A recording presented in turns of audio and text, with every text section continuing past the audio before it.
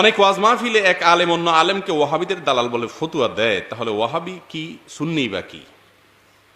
ভাই, সুন্নি মানে কি? এখন আমাদের সমাজে সাধারণত সুন্নি বলা হয় যাদের ডায়াবেটিস নাই, অর্থাৎ জিলাপি খায় মিষ্টির পরে। কথা বুঝতে পারছেন? মিষ্টি একটু বেশি খায় আর কি। ধরেন ঘর উদ্বোধন করতে মিলাদ, দোকান উদ্বোধন করতে মিলাদ, তারপরে যাই আপনার ছেলে পরীক্ষা পাশ করছে মিলাদ, কুতি কথা কথা মিলাদ। আর মিলাদ মানেই মিষ্টি, আর মিষ্টি মানেই হলো ডায়াবেটিস মুক্ত।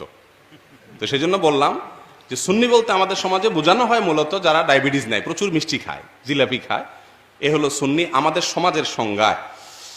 আর ওয়াহাবি বলতে বোঝানো হয় আব্দুল ওয়াহাব নজদি রাহিমাহুল্লাহ, তার অনেক কার্যক্রমের ভিতরে একটা কার্যক্রম ছিল শিরকের বিরুদ্ধে তার অবস্থান ছিল খুব মজবুত, বেদাতের বিরুদ্ধে খুব অবস্থান ছিল মজবুত। ব্যাপক আলোচনার বিষয় আছে এখানে, সেই আলোচনা যাচ্ছি না। শুধু এটুকু বলি যে ওয়াহাবি বলতে ওই আব্দুল ওয়াহাব নজদি যেরকম শিরক বিদআতের ব্যাপারে একটু কঠোর ছিলেন, এবং সেই কঠোরতার মাত্রা কতটুকু ছিল না সেটা অ্যানালাইসিস করার বিষয়, আমি সেদিকে যাচ্ছি না। আমি শুধু নামকরণের কারণ নিয়ে যেহেতু প্রশ্ন করছেন এই জন্য বলতেছি, ওনার দিকে তাকে মনে করা হয় যে আব্দুল ওয়াহাব নজদির অনুসারী। এটা এদেশে একসময় কওমি উলামায়ে কেরামকে বলা হইতো, এখন এটা ব্যাপক হয়ে গেছে। কারণ আপনার ওই জিলাপি খাইনা লোকের সংখ্যা কমে গেছে, ডায়াবেটিসের রোগে বাড়ি গেছে। কথা বুঝতে পারছেন? কিন্তু এই সমস্ত বিভেদ আমাদের করার দরকার নাই ভাই। এমনকি যে ভাইয়ারা, আল্লাহ মাফ করুক, আমি মজা করে বলেছি, কাউকে তাচ্ছিল্য করার জন্য বলি নাই, বলে থাকলে আল্লাহ আমাকে মাফ করুক আমার ভুলের জন্য। কিন্তু যে সমস্ত ভাইয়েরা আমাদের মিলাদ পড়ে তারাও আমাদের ভাই, তারাও আমাদের না শত্রু?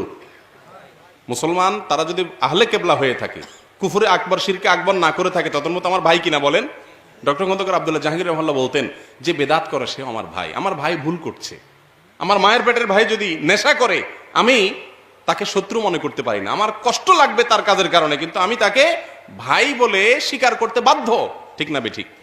অতএব এই ওয়াহাবি সুন্নি করে বিভেদ সৃষ্টি করা এবং দূরত্ব সৃষ্টি করা এগুলো উচিত না ভাই। এখন তো এমন একটা অবস্থা হয়ে গেছে যে সুন্নি মনে করে ওয়াহাবি এটা জাহান্নামী, আর তথাকথিত ওয়াহাবি হইলে মনে করে সুন্নি হলে নিশ্চিত জাহান্নামী। আমরা জাহান্নামের টিকিট বিক্রি করি। ডক্টর খন্দকার আব্দুল্লাহ জাহাঙ্গীর রহমাহুল্লাহ বলতেন যে আল্লাহ তাআলা যদি জান্নাতের দায়িত্ব বাঙালির হাতে দিতেন তাহলে জান্নাত পুরাটাই খালি থাকতো। কেন জানেন? স্যার বলতেন যে এর কারণ হলো আপনার মতে আমি কাফের, আমার মতে আপনি কাফের, আলটিমেটলি জান্নাত তো কেউ যাইতো না, সবই খালি থাকতো। এই জন্য আল্লাহ তাআলা এটা বাঙালির হাতে দেন নাই। আল্লাহ আমাদের মনগুলোকে বড় করার তৌফিক দান করুক। হ্যাঁ, এর মানে এই না যে এত বড় হন যে কাফের হওয়ার পর আপনি তারা মুসলমান করেন, আমি এত উদার হইতে বলি নাই। কিন্তু ইসলামের গণ্ডিতে যতক্ষণ থাকবে, আপনার সাথে আমার হাজারো মত পার্থক্য থাকুক, আপনি আমার ভাই, আপনি আমার ভাই, আমি আপনার ভাই। ঠিক না ঠিক? শয়তান আমাদের মধ্যে শত্রুতা সৃষ্টি করে। আল্লাহ আমাদের মনগুলোকে বড় করার তৌফিক দান করুন। সাহাবা ইকরামের মধ্যে কত মত পার্থক্য ছিল আপনারা শুনলে আশ্চর্য হবেন, আশ্চর্য হবেন। ফিকহি মাসআলা নিয়ে একই মসজিদে নববীতে দুই রকমের আমল ছিল, দুই রকম না বহু রকমের আমল ছিল।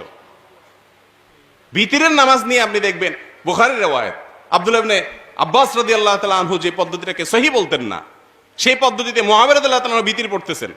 জিজ্ঞাসা করতেছেন ছাত্ররা, আব্দুল্লাহ ইবনে আব্বাস তো উস্তাদ ছিলেন, আলেম সাহাবী ছিলেন। ছাত্ররা জিজ্ঞাসা করতেছে যে উস্তাদ, এই যে মুআবিয়া, তখন মুআবিয়া তো দায়িত্বে আছেন, খলিফা, বলে যে উনি যেভাবে ভিতর পড়তেছে আপনি তো এটাকে সহি কা বলেন না।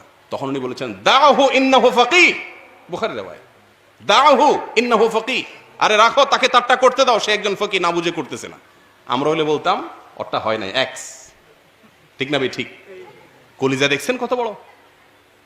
আমাদের মনগুলোকে আল্লাহ তাআলা বড় করার তৌফিক দান করুন।